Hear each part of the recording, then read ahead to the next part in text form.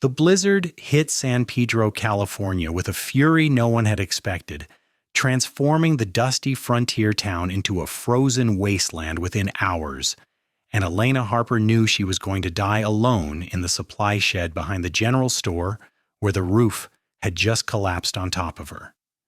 It was December of 1883, and San Pedro had never seen weather like this. The town sat near the coast, accustomed to mild winters and salt air, but a freak storm had swept down from the mountains, turning the world white and deadly. Elena had been checking inventory in the shed when she heard the groaning of timber overhead. The weight of snow had been too much for the old structure. She had barely managed to throw her arms over her head before everything came crashing down. Now she lay pinned beneath wooden beams and what felt like half the roof, snow pouring through the gaps, already burying her legs. The cold was immediate and vicious, seeping through her wool dress and petticoats as if they were nothing. She tried to scream, but her voice came out weak, lost in the howling wind. Her father owned the general store, but he had left that morning to check on their suppliers in Los Angeles before the storm hit. He would not be back for days. Her mother had died 3 years ago. There was no one to miss her until it was too late. Elena was 22 years old, unmarried despite the town's best efforts to match her with various suitors. She had turned them all down, wanting something more than a marriage of convenience. She'd wanted passion, adventure, a love that burned bright enough to warm even this impossible cold. Now she would die without ever knowing it. She could not feel her feet anymore.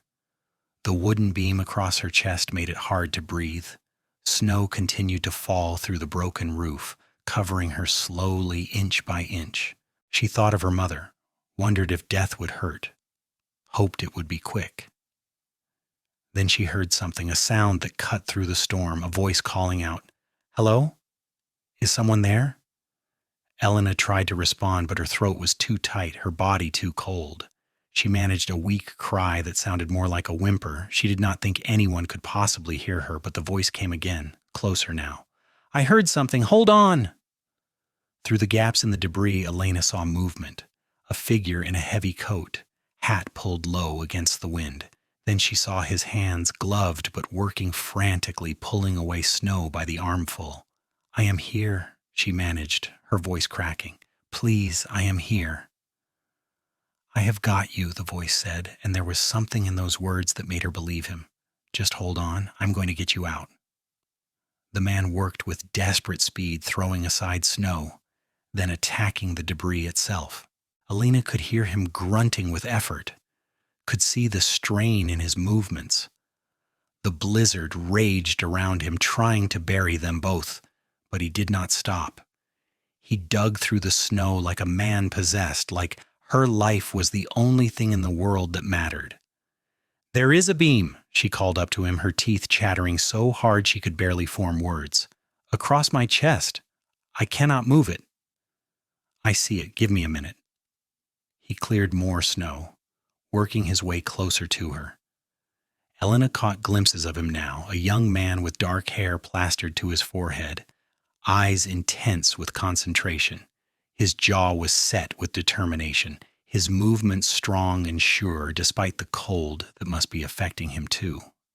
He got his hands under the beam and lifted. Elena felt the pressure ease slightly, but the beam was too heavy, and it slipped from his grip, settling back onto her with a thud that drove the air from her lungs. "Damn it," he muttered. "All right, new plan. I am going to brace it with something first, then we are going to slide you out. Can you move your legs at all?" "I do not know," Elena admitted. "I cannot feel them." She saw his expression tighten with worry, but he nodded. "That's all right.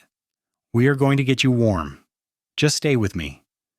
He found a piece of timber that was still intact and used it as a lever, wedging it under the beam.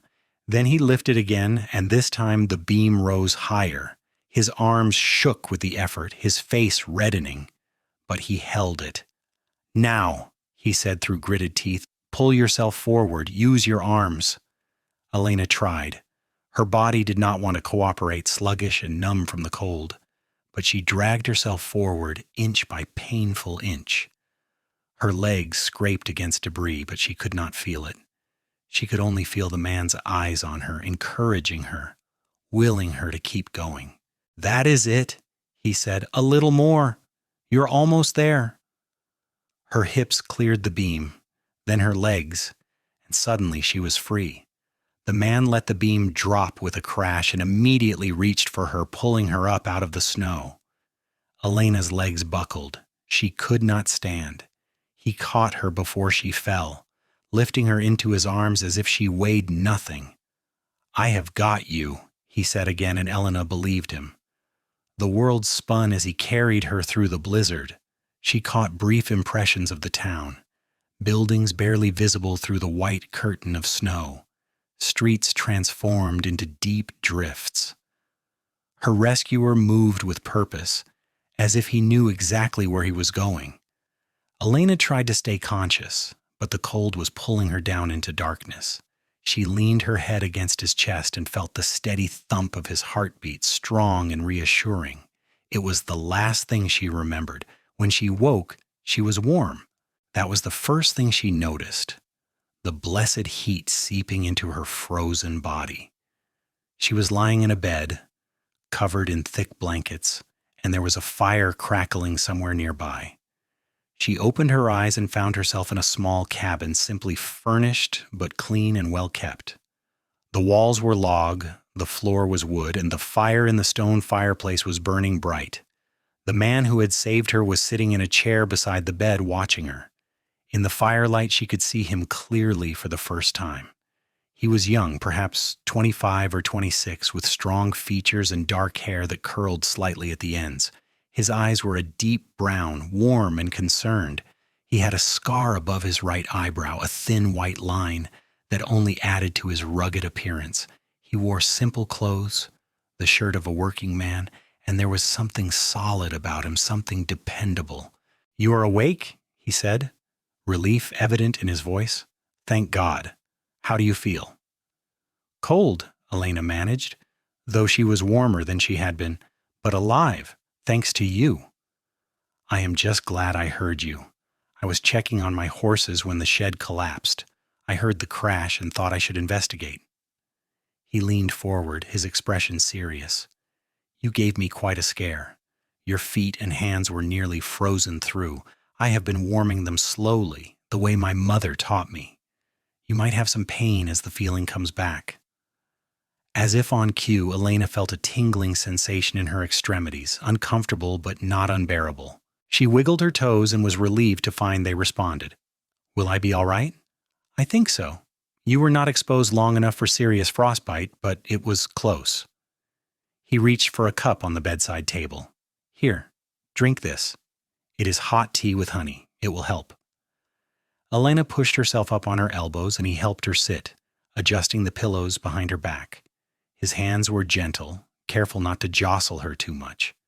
She took the cup gratefully and sipped. The tea was hot and sweet, spreading warmth through her chest. "I do not even know your name," she said, looking at him over the rim of the cup. "My rescuer is a stranger to me." "Alexander Shaw," he said, extending his hand. Then he pulled it back with a slight smile. "Though I suppose a handshake is a bit formal, given the circumstances. Everyone calls me Alex." "Elena Harper," she replied. "My father owns the general store in town. I was checking inventory when the roof came down." "Harper," Alex repeated. "I have been in your store. Your father is the tall man with the gray beard? Good man, fair prices." "That is him. He is in Los Angeles right now checking on suppliers. He will be worried sick when he gets back and finds out what happened. The blizzard will likely keep him there for a few days anyway. The roads are impassable." Alex stood and moved to the fire, adding another log. "You are welcome to stay here until it clears. I have plenty of food and firewood, and you should not be moved until we are sure you are all right." Elena looked around the cabin again, noting the details. There was a small kitchen area with a cast iron stove, a table with 2 chairs, shelves lined with supplies. Everything was neat and organized, the home of someone who lived alone but took pride in their space. "You live here by yourself?" "I do. I have a small ranch about a mile outside of town. Cattle and horses mostly. It is not much, but it is mine." There was pride in his voice, the kind that came from building something with your own hands. How long have you been in San Pedro? About 2 years. I came out from Texas looking for a fresh start. He turned back to her, his expression softening. But that is a story for another time. Right now you need to rest and get your strength back. Are you hungry? Now that he mentioned it, Elena realized she was starving. Yes, actually, very. Good. That's a good sign. Alex moved to the kitchen area and began preparing food. Elena watched him work, noting the easy confidence in his movements. He put a pot on the stove, added ingredients from various jars and containers. Soon the smell of stew filled the cabin, rich and savory. I should warn you, Alex said as he stirred the pot.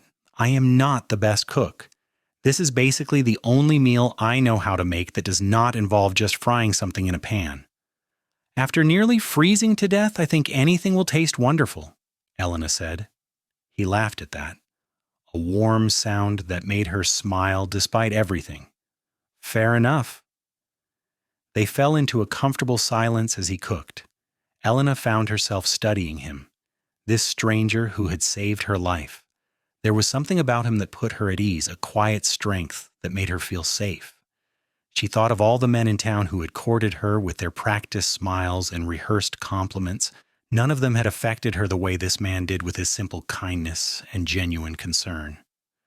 When the stew was ready, Alex brought her a bowl and sat down in his chair again, his own bowl balanced on his knee.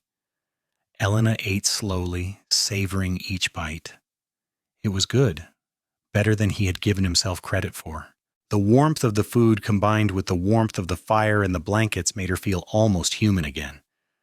This is delicious, she said. You're just hungry, Alex replied, but he looked pleased. No, truly, you undersold yourself. She took another bite, then asked, What were you doing out in the blizzard anyway? You said you were checking on your horses? I have a small stable here behind the cabin. I brought the horses in from the pasture when I saw the storm coming, but I wanted to make sure they had enough hay and water. Animals sense things, you know. They were restless, agitated. I think maybe they knew something bad was happening. He paused. I am glad they were. Otherwise, I might not have been outside when the shed collapsed. Elena felt a chill that had nothing to do with the cold. I thought I was going to die. I really did. The snow was so heavy and I could not move, and no one knew where I was. But you did not die, Alex said firmly. You are here, safe and warm, and that is what matters. She met his eyes and felt something pass between them, a connection she could not quite name. Thank you, she said softly.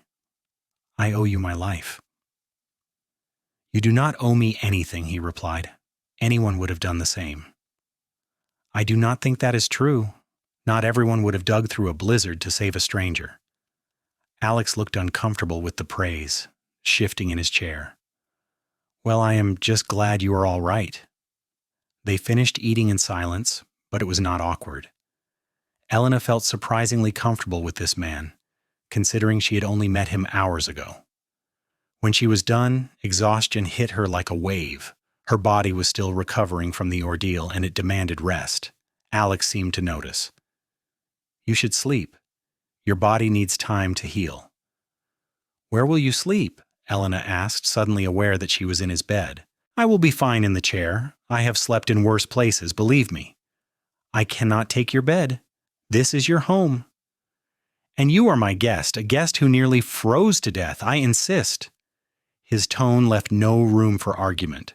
Besides, I want to keep the fire going through the night, make sure the cabin stays warm. It is easier to do that if I'm already awake. Elena wanted to argue further, but her eyelids were already drooping. Just for tonight, she conceded. Tomorrow we can make other arrangements. We will see, Alex said, taking her empty bowl. Now rest. I will be right here if you need anything. Elena settled back into the pillows, pulling the blankets up to her chin. The last thing she saw before sleep claimed her was Alex sitting in his chair by the fire, watching over her like a guardian. She felt safe in a way she had not felt since her mother died, and she carried that feeling with her into her dreams. The next morning, Elena woke to the smell of coffee and the sound of wind still howling outside. The blizzard had not let up. She sat up carefully, testing her body. Her feet and hands still tingled slightly, but the pain had lessened. She could move her toes and fingers without difficulty, which was a relief. Alex was at the stove cooking something in a pan. He turned when he heard her moving. "Good morning. How do you feel?" "Better," Elena said honestly. "Sore, but better." "Good. I am making eggs and bacon. I hope that's all right." "More than all right." Elena pushed back the blankets and swung her legs over the side of the bed. She was still wearing her dress from yesterday, though Alex had removed her wet outer layers and boots. She stood up carefully, testing her balance. Her legs held, though they felt shaky. "Easy," Alex said, moving toward her. "You should take it slow. I need to move around. I cannot stay in bed all day." Elena took a few tentative steps. Her body cooperated, and she felt stronger with each movement. She walked to the window and looked out. Snow was piled high against the cabin, and the world beyond was a wall of white. It is still coming down. It has not stopped all night. I have never seen a storm like this, not even in Texas. Alex handed her a plate of food and a cup of coffee. "We might be stuck here for a few days." The thought should have worried her. Being stranded alone with a man she barely knew, unchaperoned, would cause scandal if anyone found out. But Elena found she did not care. The rules of polite society seemed absurd when faced with the raw reality of survival. Besides, there was something about Alex that made her trust him completely. They ate breakfast at the small table, and Elena learned more about her rescuer. He told her about growing up on a ranch in Texas, about his parents who had died in a fever outbreak when he was 21, about his decision to head west and start over somewhere new.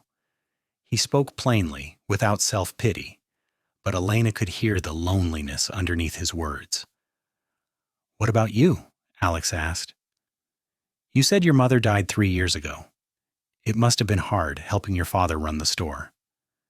"It was," Elena admitted. "It still is. I miss her every day. She was the one who understood me, who supported my dreams even when they did not fit what was expected." "What kind of dreams?" Elena hesitated. She had never told anyone this, not even her father. But something about Alex made her want to be honest. "I want to see things, do things. I love San Pedro, but sometimes I feel trapped here. I want to travel, to have adventures, to live a life that is bigger than managing inventory and making small talk with customers." Alex nodded slowly. "I understand that. It is part of why I left Texas. I wanted to build something that was mine, something that mattered, not just follow in my father's footsteps because it was expected." "Exactly," Elena said, feeling a rush of recognition.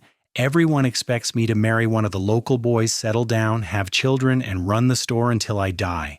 And there is nothing wrong with that life. But it is not the life I want. Or at least, not only that." "What would you do if you could do anything?"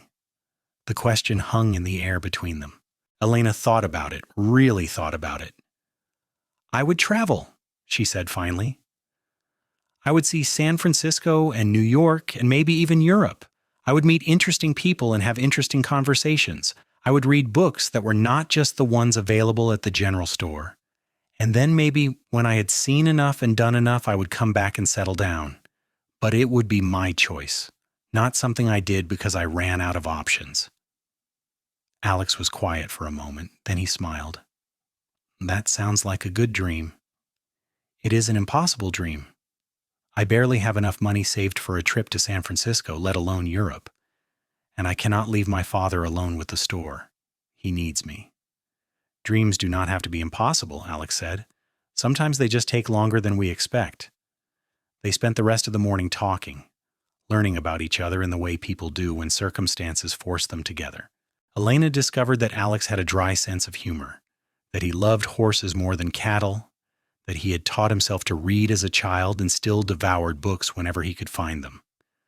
Alex learned that Elena had wanted to be a teacher when she was young, that she missed her mother's apple pie more than anything, that she was stubborn and independent in ways that had scandalized the town's more traditional residents. By afternoon, they were like old friends. Alex showed her his small collection of books kept on a shelf near his bed, Elena recognized some titles and others were new to her. He lent her one, a novel about adventure on the frontier, and she curled up in his chair by the fire to read while he did chores around the cabin.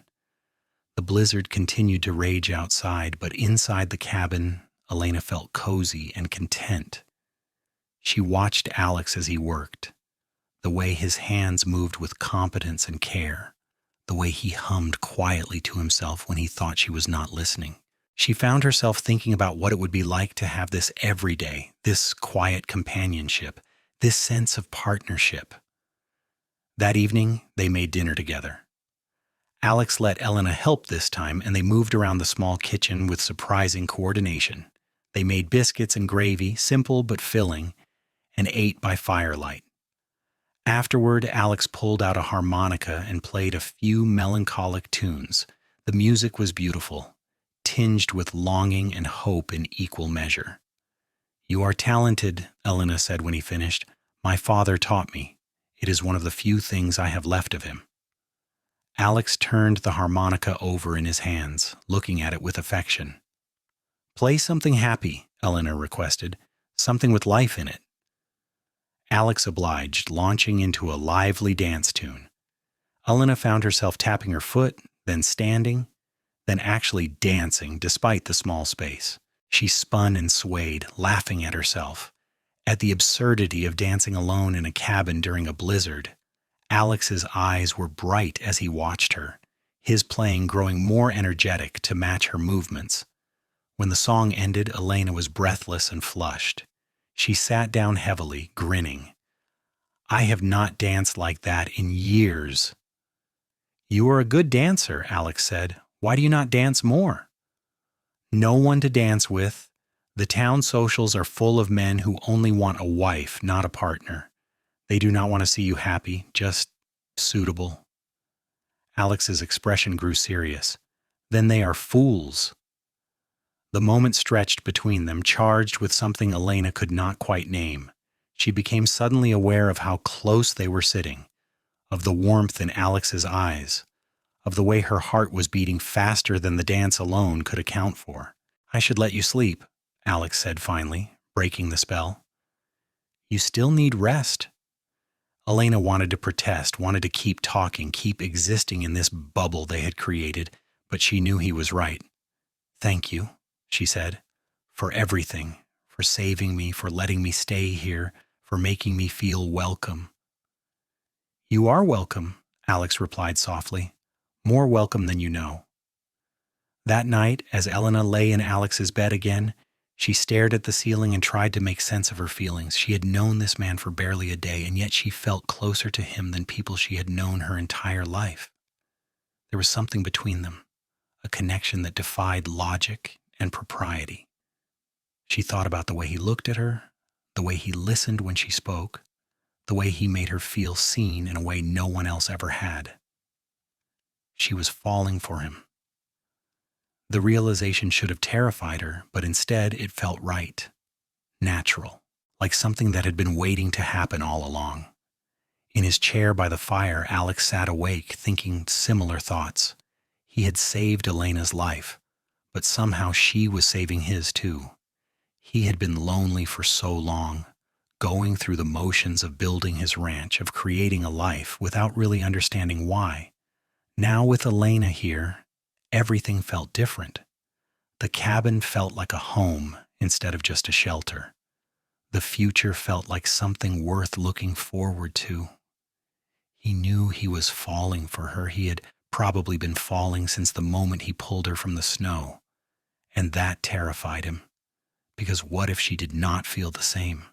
What if, when the storm ended and they returned to their normal lives, she went back to being the store owner's daughter and he went back to being the rancher outside of town, and this magical interlude became nothing more than a memory? But even as the fear gripped him, Alex felt something stronger. Hope. Because he had seen the way Elena looked at him, had heard the warmth in her voice, had felt the connection between them. Maybe, just maybe, this was not just a storm-induced illusion. Maybe it was real. The blizzard continued for 3 more days. During that time, Alex and Elena created a world of their own inside the cabin. They cooked together, read together, talked for hours about everything and nothing. Alex taught Elena how to play the harmonica, and though she was terrible at it, they laughed until their sides hurt. Elena told Alex stories about growing up in San Pedro, about her mother, and the lessons she had learned, about the dreams she had kept hidden for so long. They did not touch beyond the practical, beyond what was necessary, but the tension between them grew with each passing hour.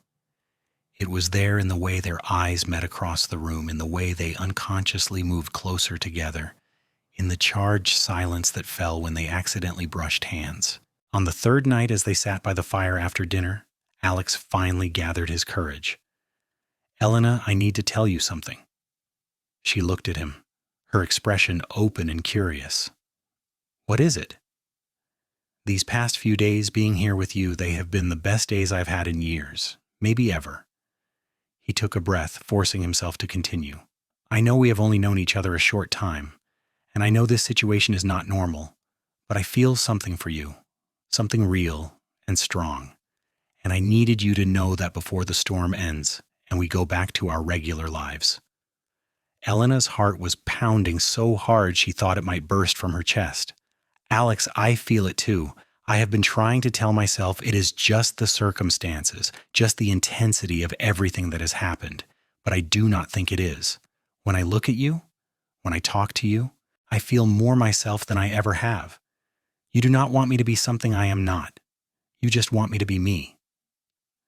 "That is all I want," Alex said, moving closer. He was kneeling beside her chair now, looking up at her with such naked emotion that Elena felt tears sting her eyes. "I know I do not have much to offer. I have a small ranch and a cabin and a life that is simple. But if you would have me, if you would give me a chance, I would spend every day trying to make you happy. I would support your dreams, whatever they are. I would be your partner, not your keeper." Elena reached out and cupped his face in her hands, feeling the roughness of his stubble, the warmth of his skin. "I do not need much. I just need someone who sees me, really sees me, and loves what they find. And I think you do. I think you have from the beginning." "I do," Alex breathed. "God help me, Elena. I love you. I know it is too soon, and I know it is crazy, but I do." "Then we are both crazy," Elena said, "because I love you too." She leaned down and kissed him, and it was like coming home. Alex's arms came up around her, pulling her close, and Elena slid from the chair to the floor, kneeling with him. The kiss deepened, full of all the longing and hope and joy they had been holding back. When they finally pulled apart, both were breathless. "I want to marry you," Alex said. "I want to wake up next to you every morning and fall asleep beside you every night. I want to build a life with you, whatever that looks like." "Will you marry me, Elena Harper?" "Yes," Elena said, laughing and crying at the same time. "Yes, absolutely yes." They held each other by the fire, making whispered plans and promises. They would marry as soon as possible before anyone could object or try to talk them out of it. Elena would move to the ranch, and they would make the cabin bigger, turn it into a real home. They would work the ranch together, and maybe someday they would travel like Elena had always dreamed. They would have adventures and build something meaningful, and live a life that was theirs, not dictated by expectations or tradition. That night, Elena slept in the chair, and Alex in his bed. Propriety still maintained, but hearts fully given. The next morning, the storm finally broke. The wind died down, the snow stopped falling, and pale sunshine filtered through the clouds. It was time to return to the world. Alex helped Elena bundle up in her dried clothes and coat. They stepped outside into a transformed landscape. Snow reached past their knees in places, and the whole world sparkled white and clean. It was beautiful and terrifying in equal measure. "Your father will be worried," Alex said, taking her hand. "We should get you home."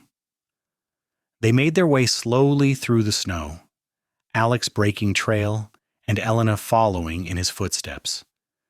The town was barely recognizable, buildings half buried, streets impassable to wagons. But there was activity too, people emerging from their homes, neighbors helping neighbors dig out, the community coming together in the face of disaster. When they reached the general store, Elena's father burst out of the door and pulled her into a crushing embrace. "Elena, thank God. I got back this morning and found the shed collapsed and your coat in the debris. I thought you were dead." "I am fine, Papa," Elena said, hugging him back. "Alex saved me. He dug me out and took me to his cabin and took care of me."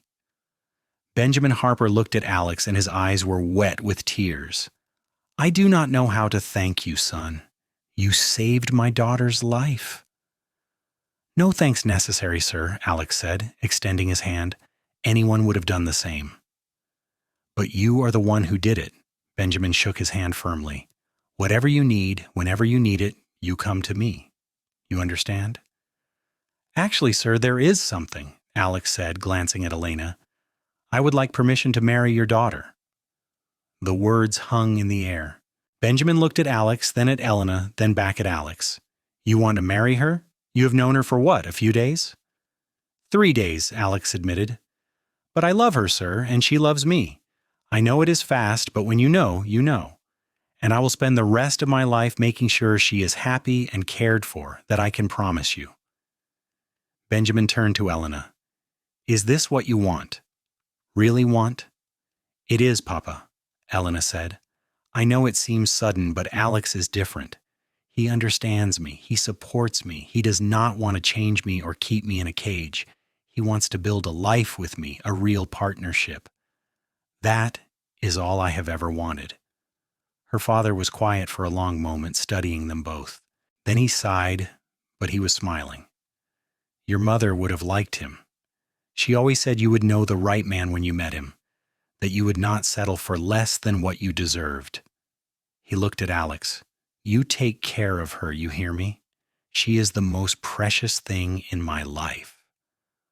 "I will, sir, you have my word." "Then you have my blessing." Benjamin pulled them both into a hug. "Welcome to the family, son."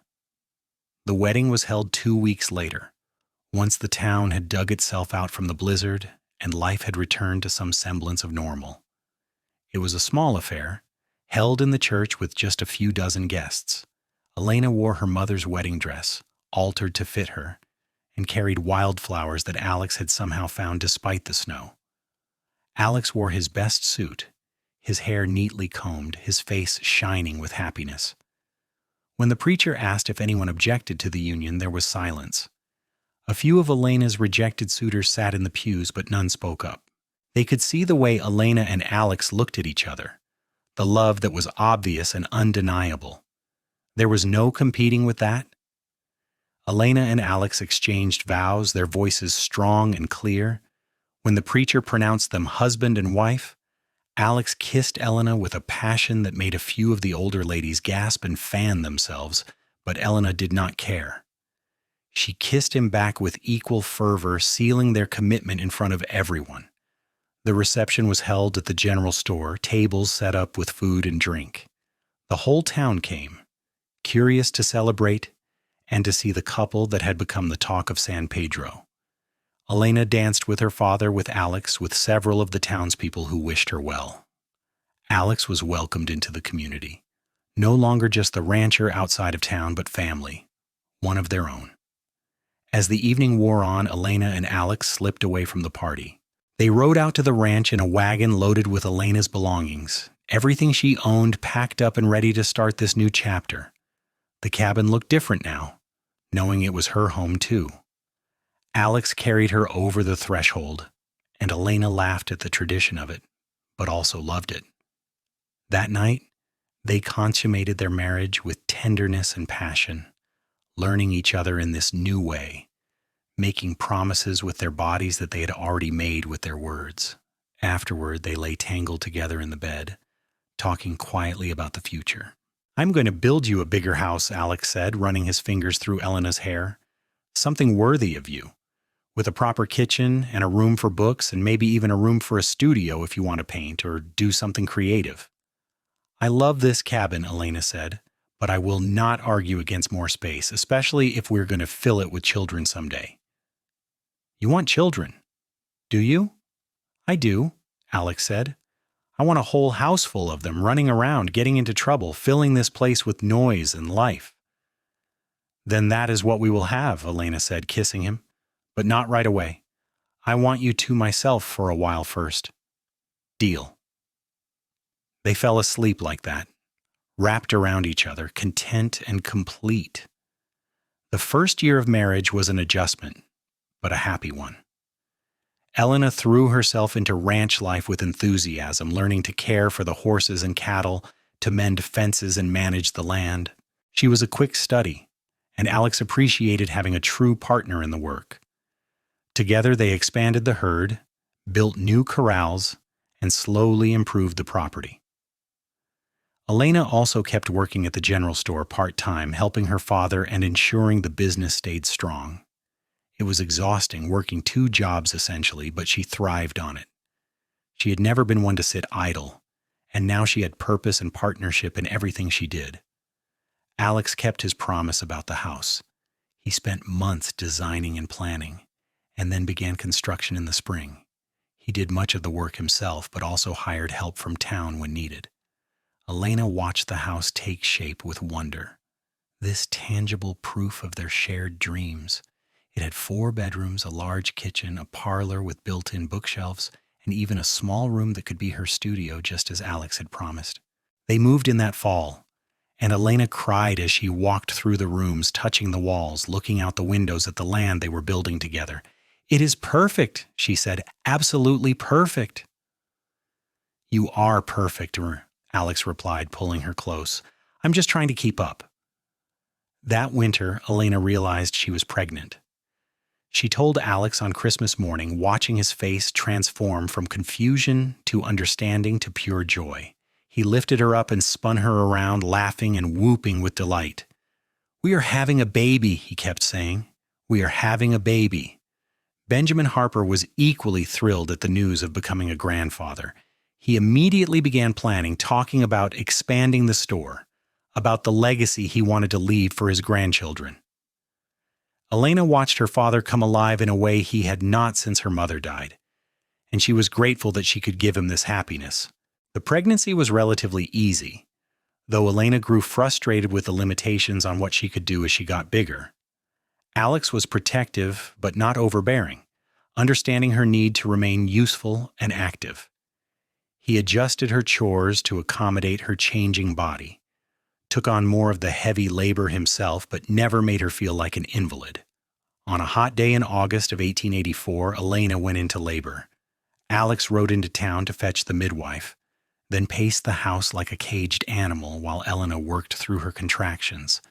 The midwife shooed him out of the room, and he stood outside the door listening to Elena's labored breathing and occasional cries, feeling helpless and terrified. But Elena was strong. She had always been strong. And when the baby finally came, her cry was powerful and healthy. The midwife opened the door with a smile. "You have a son," she said, "a big, healthy boy."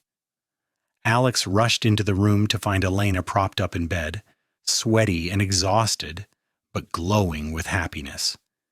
In her arms was a tiny bundle, a baby with dark hair and a red, scrunched face. Alex approached slowly, almost reverently, and looked down at his son.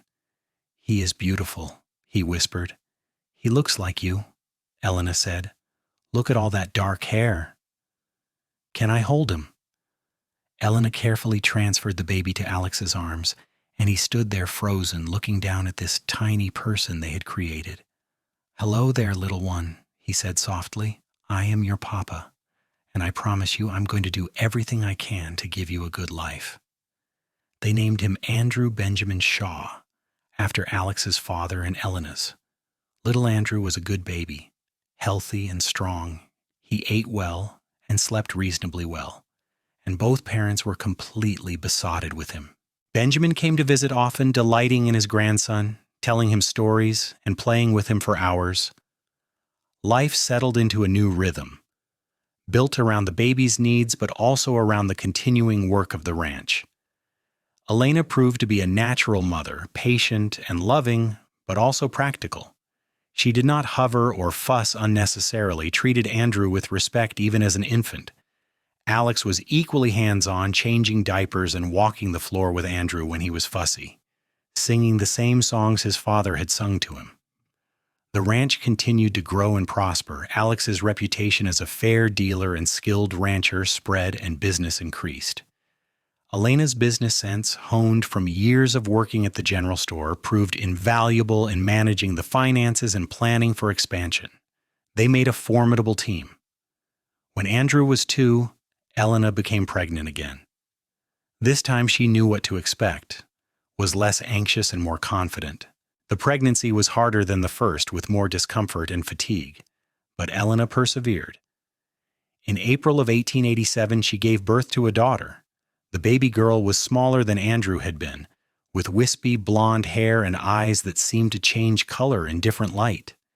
They named her Evelyn Marie, after Elena and after Alex's mother. She was a quieter baby than Andrew had been, more observant, watching everything with solemn eyes. Andrew was fascinated by his little sister, wanting to help with everything. Alex and Elena taught him to be gentle, to understand that babies were fragile. It was clear that Andrew took his role as big brother seriously, always trying to make Evelyn smile, bringing her toys, telling her stories in his toddler babble. The years passed in a blur of work and family and joy. The ranch expanded further. They added sheep to their operation, and Elena discovered a talent for breeding quality wool animals. They hired help as needed, but kept the operation family focused, wanting Andrew and Evelyn to grow up understanding the value of hard work and the satisfaction of building something meaningful. Benjamin Harper remained a constant presence in their lives until he passed away peacefully in his sleep in 1889. Elena mourned her father deeply, but she was grateful that he had lived to see her happy, to know his grandchildren, to understand that his daughter had found exactly the life she needed. They buried him next to Elena's mother, and the general store passed to a young couple who had been apprenticing under Benjamin for years. With the store sold and her father gone, Elena focused entirely on the ranch and her family. She and Alex talked often about their life, about how far they had come from that day in the blizzard when he had dug her out of the snow.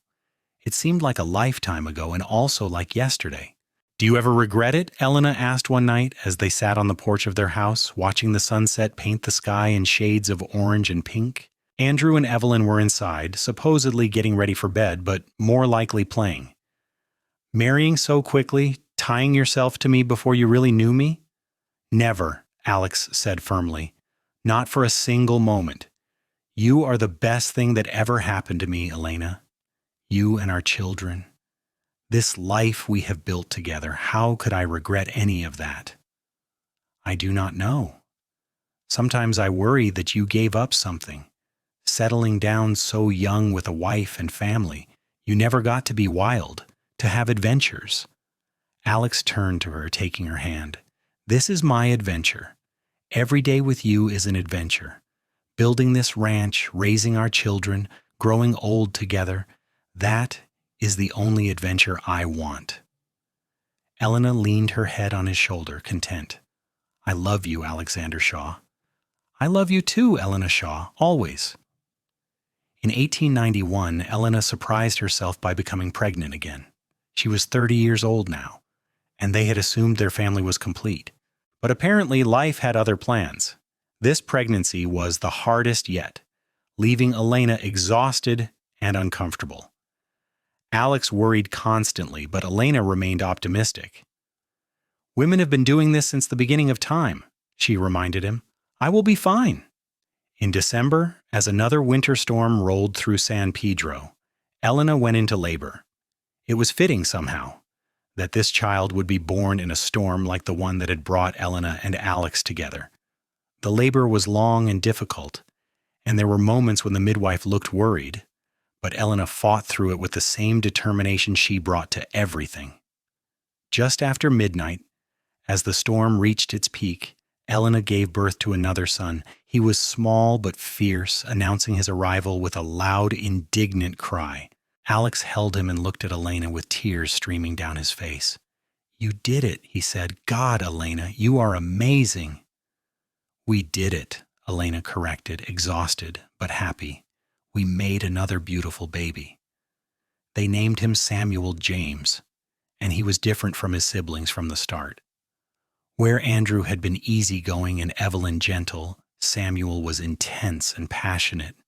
He wanted what he wanted when he wanted it, and he let everyone know. But he was also deeply affectionate, giving fierce hugs and sloppy kisses, filling the house with his big personality. The Shaw family was complete now, 5 souls bound together by love and shared purpose.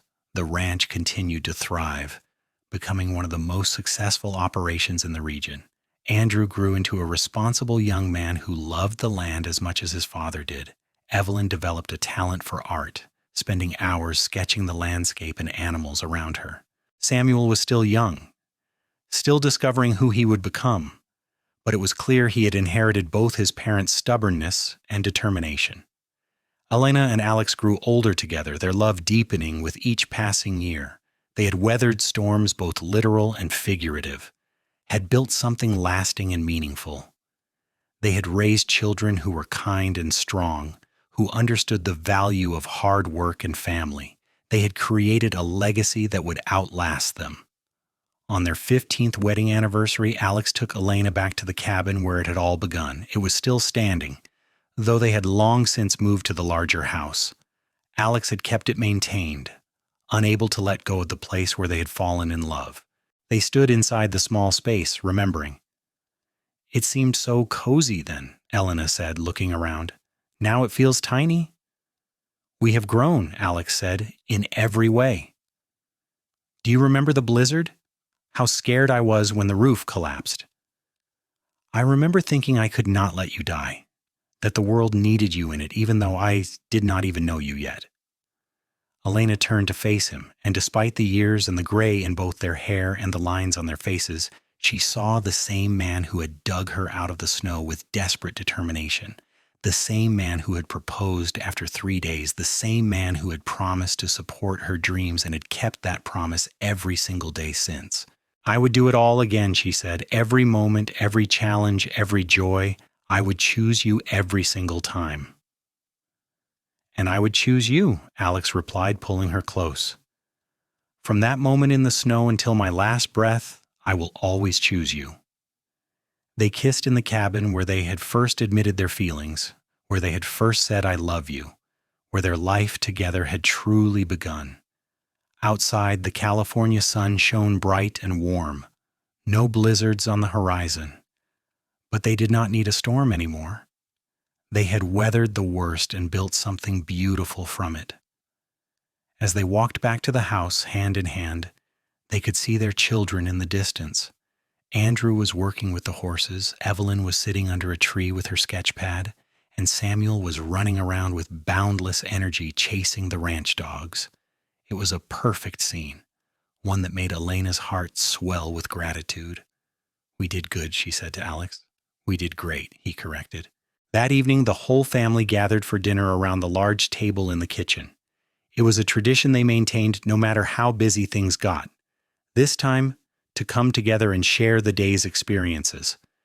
Andrew talked about breaking a particularly stubborn colt. Evelyn showed them her latest sketches. Samuel told an elaborate and probably exaggerated story about catching a frog down by the creek. Elena and Alex listened to their children, interjecting with questions and laughter, marveling at these people they had brought into the world and raised. When dinner was over and the children had gone to bed, Elena and Alex sat on their porch again, a ritual they had maintained for years. "Tell me about your dreams," Alex said, echoing a conversation from years ago. "The ones you told me about that first day, about traveling and seeing the world." "I still think about them sometimes," Elena admitted. "I would still love to see San Francisco and New York, but those dreams have changed. They are not the driving force they once were." "Why not?" "Because I found something better. I found a partner who challenges me and supports me. I found children who fill my life with purpose. I found work that matters and a community that feels like home.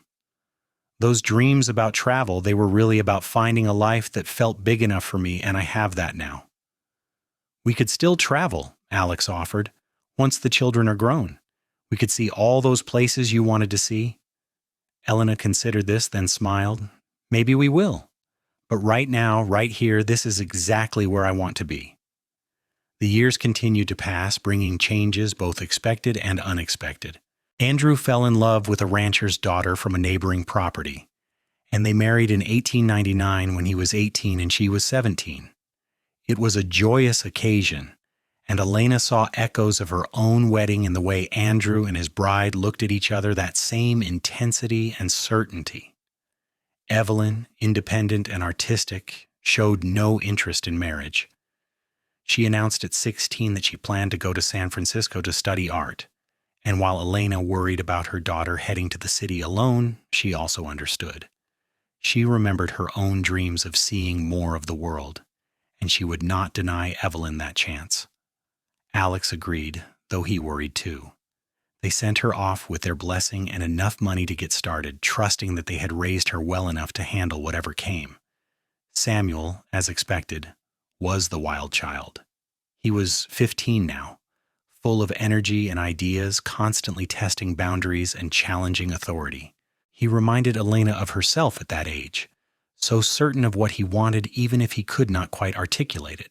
He talked about becoming an adventurer, about seeing Mexico and maybe even South America.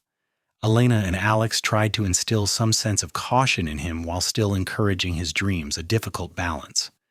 In 1900, as the new century dawned, Elena and Alex found themselves empty nesters. Andrew had his own place with his wife, expecting their first child. Evelyn was thriving in San Francisco, having found a community of artists and intellectuals who appreciated her talent.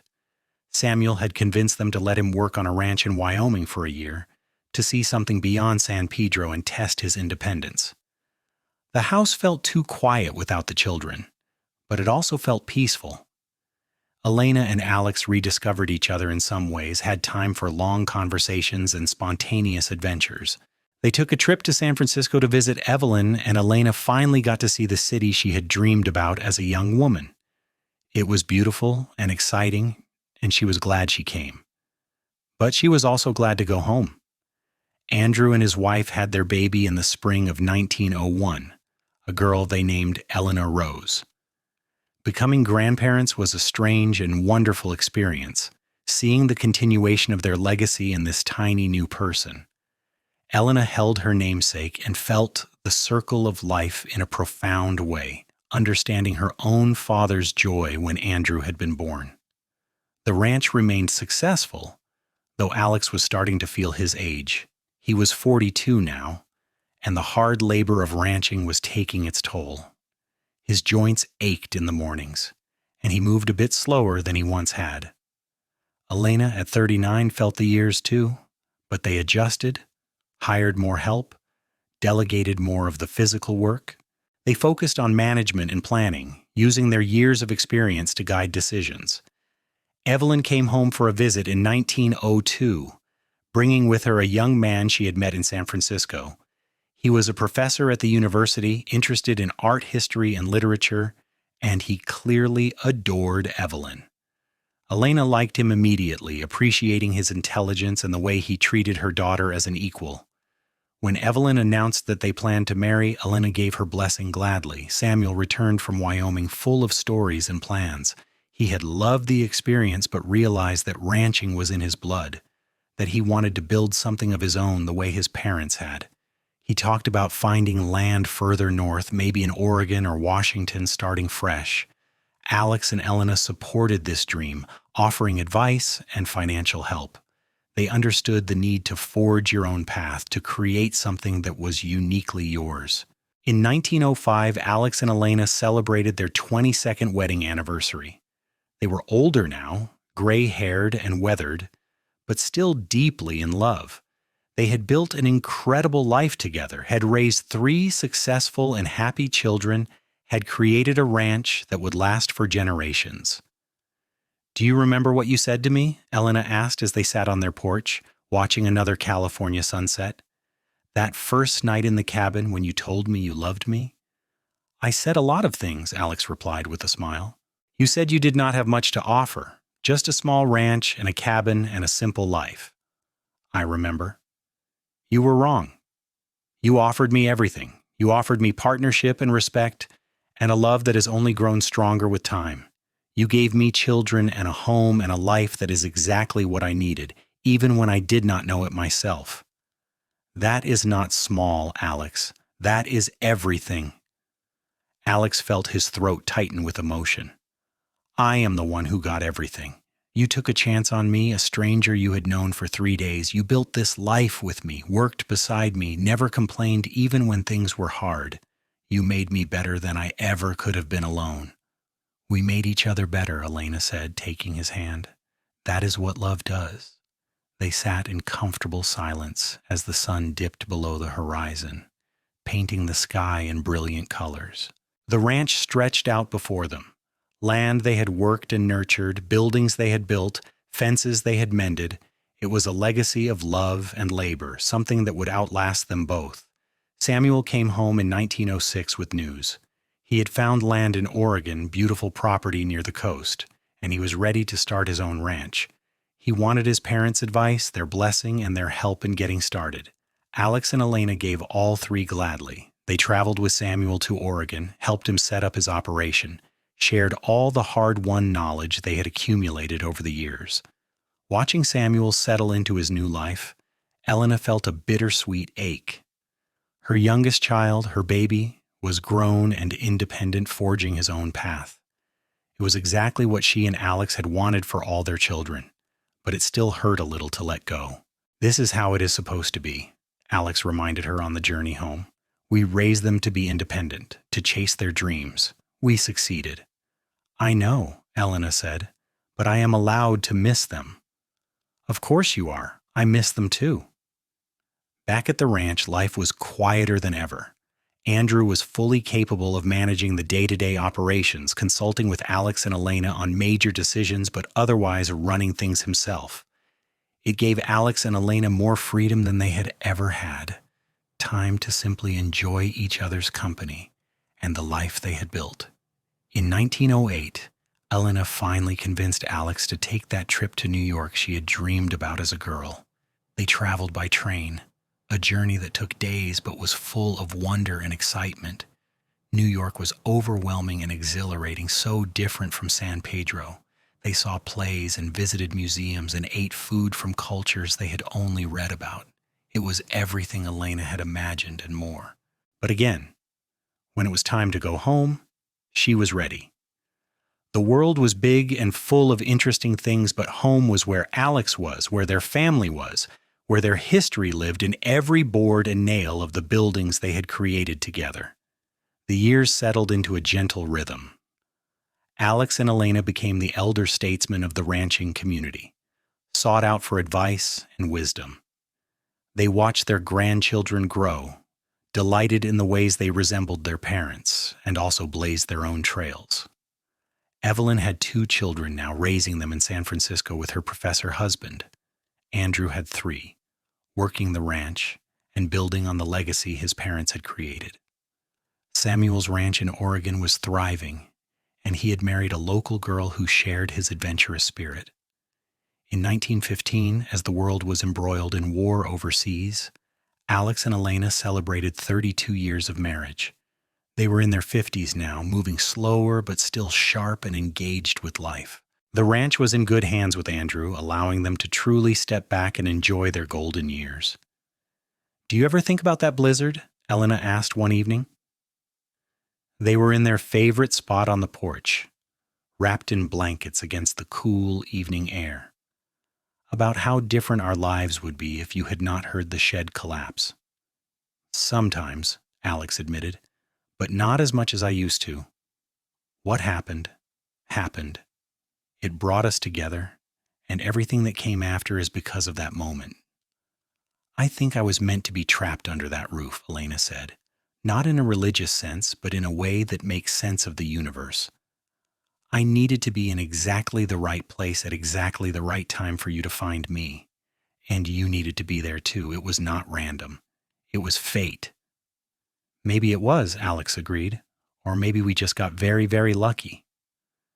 "Maybe luck and fate are the same thing," Elena mused. They sat in comfortable silence, watching the stars come out one by one. They had shared thousands of evenings like this, and Elena hoped for thousands more. Growing old with Alex had been a privilege, watching him become more himself with each passing year, seeing the ways they had shaped each other into better people. In 1918, the Spanish flu swept through California, claiming lives young and old. The Shaw family was fortunate. They all fell ill at various points, but everyone survived, though there were some scary moments when Samuel's youngest son spiked a dangerous fever and Evelyn's daughter could not stop coughing. Elena and Alex, despite their age, weathered the illness with less severity than expected, their sturdy constitutions serving them well. The relief of having their entire family survive the epidemic made them appreciate what they had even more. Life was precious and fragile, and the time they had together was a gift not to be wasted. As the 1920s dawned, bringing with it new fashions and ideas and technologies, Alex and Elena watched the world change from their porch in San Pedro. Cars became more common, though they preferred horses. Electricity reached the ranch, though they kept oil lamps around out of habit. The world was speeding up, but they remained constant, rooted in the life they had built and the love that had sustained them for nearly 4 decades. In 1923, they celebrated 40 years of marriage. Their children and grandchildren gathered at the ranch for a huge celebration, dozens of people spanning 3 generations. There was food and music and dancing, speeches and toasts, laughter and tears.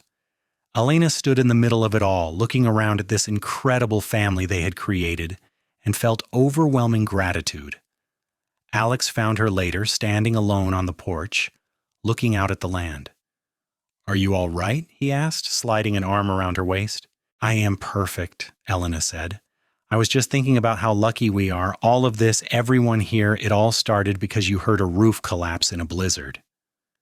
Best decision I ever made, investigating that sound. Best thing that ever happened to me being trapped under that roof." They laughed at the absurdity of it, at how something so terrifying and dangerous had led to something so beautiful. Life was strange that way, full of unexpected turns and unlikely moments. Alex pulled Elena close, and they stood together watching the celebration continue without them. They had built this, the two of them, starting from nothing but determination and love. They had faced challenges and overcome them, had raised children who were making their own way in the world, had created a legacy that would continue long after they were gone. "I love you," Alex said. Words he had spoken thousands of times, but which never lost their meaning. "I love you too," Elena replied. The same words she had spoken in return, always true, always heartfelt. As the sun set on their 40th anniversary, casting golden light across the ranch they had built together, Alex and Elena Shaw stood hand in hand, grateful for every moment of their journey together. From a collapsed roof in a blizzard to this moment of perfect contentment, they had lived a life full of love and purpose, exactly as they had promised each other all those years ago in a small cabin while a storm raged outside. The ranch would continue. Their children and grandchildren would carry on the legacy. But the heart of it all would always be that moment in the snow when a cowboy dug through a blizzard to save a woman he did not know, and in doing so found everything he had been searching for. Their story was one of love born from crisis, nurtured by respect and partnership, and sustained by unwavering commitment. It was a story worth telling, worth remembering, worth celebrating. And as they stood together in the fading light, surrounded by the evidence of their shared life, Alex and Elena knew that they had succeeded in creating something truly extraordinary. Not because it was easy or perfect, but because it was real and lasting and built on a foundation of love that had proven strong enough to weather any storm. From that frozen December day in 1883 to this golden moment in 1923, they had lived fully and loved completely. And that was the greatest accomplishment of all.